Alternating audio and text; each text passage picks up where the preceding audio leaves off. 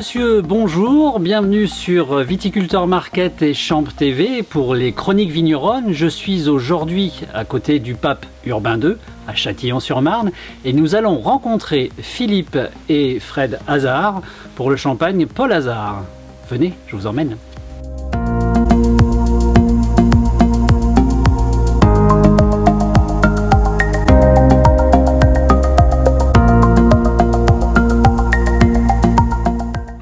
Philippe, Fred, merci de nous recevoir dans les celliers. On est effectivement en plein cœur de l'activité. Alors, peut-être une petite question pour les gens qui ne vous connaissent peut-être pas encore. Aujourd'hui, Champagne Paul Hazard, c'est combien de cuvées précisément? 6 cuvées.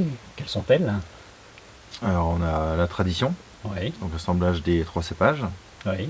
On a un blanc de noir, donc meunier et pinot noir. Oui. Une bouteille de rosé, une blanc de blanc, du coup.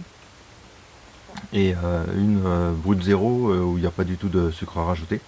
D'accord. Et une autre qu'on a appelée au féminin, donc avec une majorité de pinot noir qui donne beaucoup de longueur et pas mal de fruité.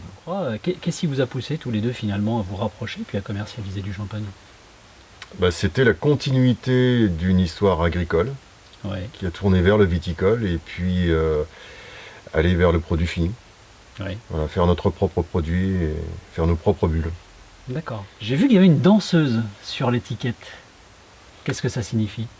Le charme féminin, Bien la sûr. souplesse, la grâce féminine. Ouais. Les clients vous reconnaissent par rapport à ça? Beaucoup.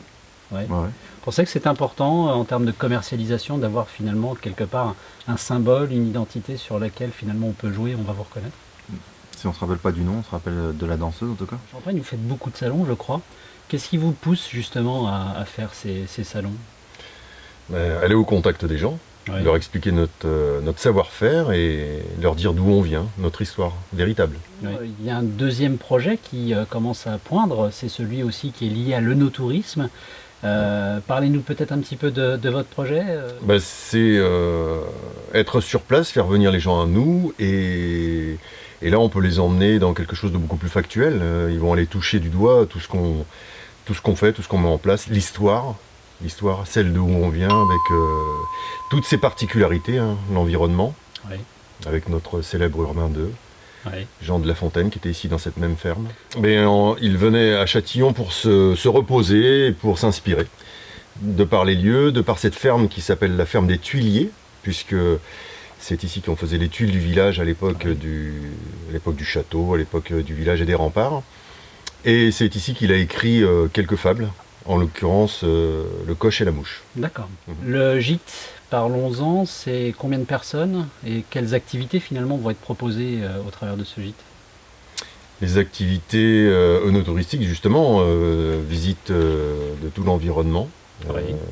Et pourquoi pas, visite intégrée l'environnement, mais aussi aux vignes directement. Oui. Hein.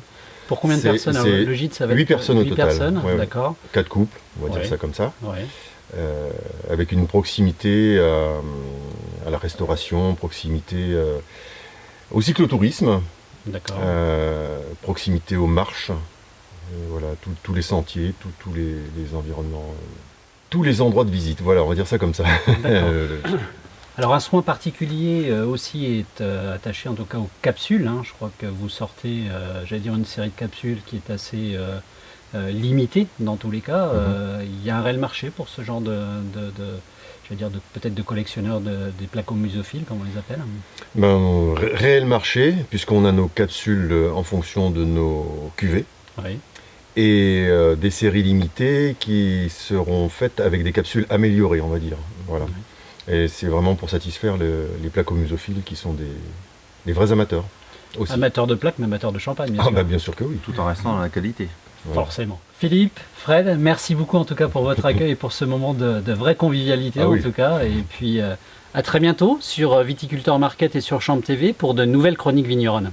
Au revoir.